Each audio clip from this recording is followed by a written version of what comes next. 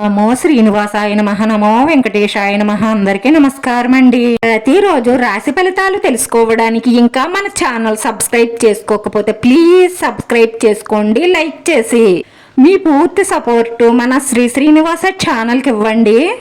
ఈ రోజు రాశి ఫలితాల్లో గోచార్య రీత్యా కన్యా రాశి వారు ఎటువంటి శుభాశుభ ఫలితాలను పొందుతారో తెలుసుకోవడానికి ఈ మన వీడియోని మిస్ అవ్వకుండా చివరి వరకు చూడండి. ఈ రాశి వారు ఈ రోజు ఆనందకరమైన జీవితాన్ని గడుపుతారు. పార్ట్నర్షిప్ వ్యాపారస్తులు మీకు సహకరిస్తారు. అలాగే వారితో కలిసి ఇప్పటి వరకు పెండింగ్ లో ఉండిపోయిన పనులన్నీ కూడా ఈ సమయంలో పూర్తి చేయగలుగుతారు. ఆర్థిక పరిస్థితులన్నీ కూడా మీకు మెరుగవుతాయి. అనారోగ్య సమస్యలన్నీ తొలగిపోతాయి. ఈ రోజు మీ కుటుంబంలో ఒక స్త్రీతో మీకు పెద్ద గొడవలు జరిగే అవకాశాలు ఉన్నాయి కాబట్టి జాగ్రత్త. మీరు శాంతంగా ఉండడం వల్ల ఈ గొడవలు పెద్దవి కాకుండా మీరు కాపాడవచ్చు. ఏ సమస్యనైనా సరే శాంతంగా పరిష్కరించుకోగల సామర్థ్యాన్ని కలిగి ఉండాలి. ఎందుకంటే గొడవలు పెద్దవి చేసుకోవడం వల్ల ఇంట్లో అందరికీ మనశ్శాంతి కోల్పోవడం తప్ప అంతకన్నా కలిసి వచ్చేది ఏమీ ఉండదు. మీ బంధువుల ద్వారానో లేదా మీ స్నేహితుల ద్వారానో ఒక ఉపకారం జరిగే అవకాశాలు గోచరిస్తున్నాయి. అదే విధంగా ఈ రోజున మీ కుటుంబ సభ్యులతో మీ ఇంటికి సంబంధించిన ఒక సమస్యను చర్చించుకోవడం ద్వారా ఆ సమస్య తొలగిపోతుంది. అలాగే మీ వ్యక్తిగత విషయాలను సీక్రెట్స్ ను ఎవ్వరితోనూ పంచుకోకూడదు. ఈ ఉద్యోగాలలో మీకు అప్పగించిన పనులను మీరు బాధ్యతగా నిర్వర్తిస్తారు.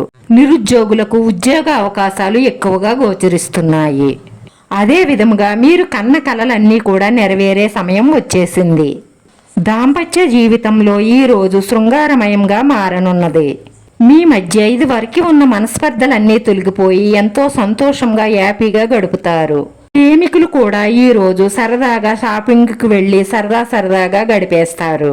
ఈ రోజు ఈ రాశి వారు కుటుంబ సభ్యులకు ఎక్కువ సమయం కేటిస్తారు. ఈ రాశివారు వృత్తి వ్యాపారాలలో పక్కాగా ఒక నిర్ణయం తీసుకున్న తరువాతే ఏ పనైనా ప్రారంభించండి, లేదంటే ఇబ్బందుల్లో పడతారు. దీని ద్వారా మీరు మనసు ఒత్తిడికి గురి చేసుకుంటారు. కాబట్టి మీ ఇంట్లో వారితో బాగా ఆలోచించి ఒక నిర్ణయం తీసుకోండి.